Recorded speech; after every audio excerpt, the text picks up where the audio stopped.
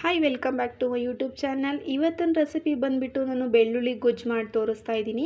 ತುಂಬಾ ರುಚಿಯಾಗಿರುತ್ತೆ, ತುಂಬ ಸಿಂಪಲಾಗಿ ಕೂಡ ಮಾಡ್ಬೋದು ನೀವು. ಹಾಗೆ ಒಂದು 10ರಿಂದ 20 ದಿನದವರೆಗೂ ನೀವು ಈ ಗೊಜ್ಜನ್ನು ಹಾಗೆ ನೀವು ಸ್ಟೋರ್ ಮಾಡ್ಬೋದು. ಫ್ರಿಡ್ಜ್ ಇರೋರಾದರೆ 20 ದಿನ ಇಡ್ಬೋದು. ಫ್ರಿಡ್ಜ್ ಇಲ್ಲದೆ ಇರೋರಾದರೆ 10 ದಿನ ನೀವು ಹೊರಗಡೆ ಆರಾಮಾಗಿ ಇಟ್ಕೊಂಬಿಟ್ಟು ಊಟ ಮಾಡ್ಬೋದು. ತುಂಬಾ ಸಿಂಪಲಾಗಿ ತುಂಬ ಟೇಸ್ಟಿಯಾಗಿ ಕೂಡ ಇರುತ್ತೆ. ಬನ್ನಿ ಅದು ಹೇಗೆ ಮಾಡೋದಂತ ನೋಡೋಣ. ಮೊದಲಿಗೆ ನಾನು 1 ಟೇಬಲ್ ಸ್ಪೂನಷ್ಟು ಅಚ್ಕಾರದ ಪುಡಿ ಹಾಗೂ 1 ಟೇಬಲ್ ಸ್ಪೂನಷ್ಟು ಸಾಂಬಾರು ಪೌಡರು, 1/4 ಟೀ ಸ್ಪೂನಷ್ಟು ಧನಿಯಾ ಪೌಡರು, 2 ಚಿಟಿಕೆ ಆಗೋಷ್ಟು ಅರಿಶಿಣದ ಪುಡಿ, ಸ್ವಲ್ಪ ಕೊತ್ತಂಬರಿ ಸೊಪ್ಪು ಹಾಗೂ ಸ್ವಲ್ಪ ಕರಿಬೇವು, ಒಂದು 4ರಿಂದ 5 ಗೆಡ್ಡೆಯಷ್ಟು ನಾನು ಬೆಳ್ಳುಳ್ಳಿ ತೊಗೊಂಡಿದ್ದೀನಿ ಹಾಗೂ ಮೀಡಿಯಮ್ ಸೈಜಿಂದು 2 ಈರುಳ್ಳಿ, ಸಾಸಿವೆ ಸ್ವಲ್ಪ ಹಾಗೂ ನಾನು ಒಂದು ಮೆಂತ್ಯನ ಒಂದು 1/4 ಟೀ ಸ್ಪೂನಷ್ಟು ತೊಗೊಂಡು ಪೌಡ್ರ್ ಮಾಡಿಬಿಟ್ಟು ಇಟ್ಕೊಂಡಿದ್ದೀನಿ. ನಾನು ಹುರಿದಿಲ್ಲ, ಹಾಗೆಯೇ ನಾನು ಪೌಡ್ರ್ ಮಾಡಿ ಇಟ್ಕೊಂಡಿದ್ದೀನಿ. ಹಾಗೂ 1 ಚಿಟಿಕೆಯಷ್ಟು ಇಂಗು, ಮಾಡಲಿಕ್ಕೆ 1 ಸೌಟಷ್ಟು ಎಣ್ಣೆ, ಟೊಮೊಟೊ ಹಣ್ಣಾಗಿರುವ ಟೊಮೊಟೊ ತೊಗೊಂಡಿದ್ದೀನಿ. ನಾನು ಈ ರೀತಿ ಕಟ್ ಮಾಡಿಬಿಟ್ಟು ಇಟ್ಕೊಂಡಿದ್ದೀನಿ.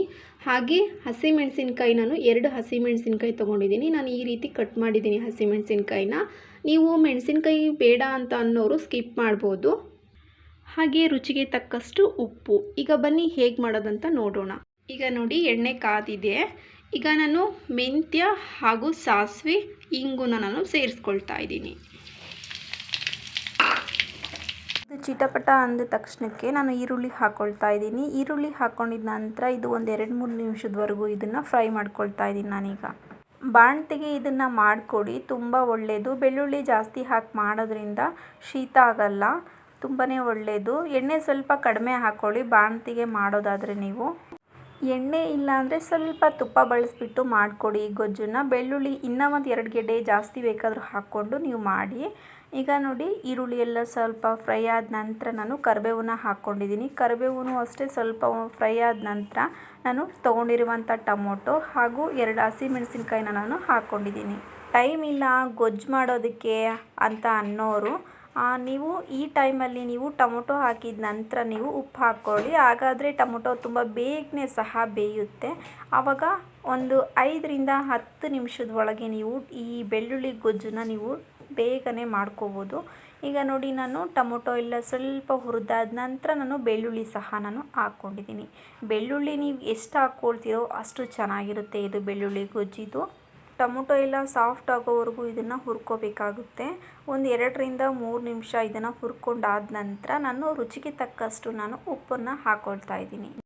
ಉಪ್ಪನ್ನು ಹಾಕಿದ ನಂತರ ಒಂದ್ಸರಿ ಚೆನ್ನಾಗಿ ಇದನ್ನು ಒಂದ್ಸರಿ ಮಿಕ್ಸ್ ಕೊಡ್ತಾ ಇದ್ದೀನಿ. ನಾನು ಸ್ವಲ್ಪ ಗ್ರೇವಿ ಥರ ಇನ್ನೂ ಜಾಸ್ತಿ ಬೇಕು ಅಂತ ಅನ್ನೋರು ಸ್ವಲ್ಪ ನೀವು ನೀರು ಹಾಕ್ಕೋಬೋದು. ನೀರು ಹಾಕ್ಕೊಂಡು ಸೈಡಲ್ಲೆಲ್ಲ ಎಣ್ಣೆ ಬಿಟ್ಕೊಳ್ಳೋವರೆಗೂ ನೀವು ಕುದಿಸ್ಕೋಬೇಕಾಗುತ್ತೆ. ಈಗ ನೋಡಿ ಟೊಮೊಟೊ ಎಲ್ಲ ಸಾಫ್ಟ್ ಆಗಿದೆ. ಒಂದ್ಸರಿ ಚೆನ್ನಾಗಿ ಇದನ್ನು ಮಿಕ್ಸ್ ಮಾಡಿಬಿಟ್ಟು ನಾನು ತೊಗೊಂಡಿರುವಂಥ ಮಸಾಲೆ ಐಟಮ್ನ ನಾನು ಹಾಕ್ಕೊಳ್ತಾ ಇದ್ದೀನಿ. ಈಗ ಅಚ್ಕಾರದ ಪುಡಿ, ಸಾಂಬಾರು ಪೌಡರ್, ಅರಿಶಿಣದ ಪುಡಿ ಹಾಗೂ ಧನಿಯಾ ಪುಡಿ ಇದನ್ನೆಲ್ಲ ಸೇರಿಸಿದ್ದಾದ ನಂತರ ಒಂದ್ಸರಿ ಇದನ್ನು ಮಿಕ್ಸ್ ಕೊಡ್ತಾ ನಾನು ಇದನ್ನು ಲೋ ಫ್ಲೇಮಲ್ಲಿ ಇಟ್ಬಿಟ್ಟು ಹುರ್ಕೊಳ್ತಾ ಇದ್ದೀನಿ. ಫಾರಮ್ ಟೊಮೊಟೊ ತೊಗೊಂಡಿರೋ ಅಂಥವರು ಈಗ ನಾವು ಈ ಟೈಮಲ್ಲಿ ಸ್ವಲ್ಪ ಹುಣಸೆ ಹುಳಿನ ನಾವು ಬಿಡಬೇಕಾಗುತ್ತೆ. ಇಲ್ಲ ಹುಳಿ ಟೊಮೊಟೊ ನಾವು ತೊಗೊಂಡಿದ್ದೀವಿ ಅಂತ ಅನ್ನೋರು ಹುಣಸೆ ಹುಳಿನ ಹಾಕದೇ ಇದ್ದರೂ ನಡೆಯುತ್ತೆ. ಈಗ ನೋಡಿ ಚೆನ್ನಾಗಿ ಇದನ್ನು ಹುರ್ಕೊಂಡಿದ್ದಾಯಿತು. ನಾನು ಈಗ ಕೊತ್ತಂಬರಿ ಸೊಪ್ಪನ್ನು ತೊಗೊಂಡಿದ್ದೀನಲ್ಲ ಅದನ್ನು ಸಹ ನಾನು ಹಾಕ್ಕೊಳ್ತಾ ಇದ್ದೀನಿ. ನಾನೀಗ ಗ್ಯಾಸನ್ನು ಲೋ ಫ್ಲೇಮಲ್ಲಿ ಇಟ್ಕೊಂಬಿಟ್ಟು ಇದನ್ನು ಒಂದು 2ರಿಂದ 3 ನಿಮಿಷ ಇದನ್ನು ಹುರ್ಕೊಳ್ತಾ ಇದ್ದೀನಿ. ಹಾಗೆ ನನ್ನ ಚಾನಲ್ನ ಸಬ್ಸ್ಕ್ರೈಬ್ ಮಾಡ್ಕೊಳ್ದೇ ನೋಡ್ತಾ ಇದ್ದೀರಾ, ಪ್ಲೀಸ್ ಸಬ್ಸ್ಕ್ರೈಬ್ ಮಾಡ್ಕೊಳ್ಳಿ. ಬಿಸಿ ಬಿಸಿ ಅನ್ನಕ್ಕಂತೂ ತುಂಬಾ ಇಷ್ಟ ಆಗುವಂಥ ಗೊಜ್ಜಿದು ನನಗೆ.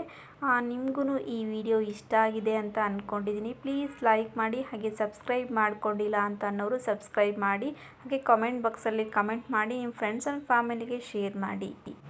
ಈಗ ಗ್ಯಾಸನ್ನು ಆಫ್ ಮಾಡ್ಕೊಳ್ತಾ ಇದ್ದೀನಿ. ನಾನು ಗ್ಯಾಸನ್ನು ಆಫ್ ಮಾಡಿಕೊಂಡು ಇದು ಆರಾಮಾಗಿ ನೀವು 10ರಿಂದ 20 ದಿನವರೆಗೂ ನೀವು ಇದನ್ನು ಸ್ಟೋರ್ ಮಾಡ್ಬೋದು. ನಿಮಗೆ ಈ ವಿಡಿಯೋ ಇಷ್ಟ ಆಗಿದೆ ಅಂತ ಅಂದ್ಕೊಂಡಿದ್ದೀನಿ. ನಾನು ಮತ್ತೊಂದು ವಿಡಿಯೋದಲ್ಲಿ ಮತ್ತೆ ನಾನು ಸಿಗ್ತೀನಿ. ಬಾಯ್.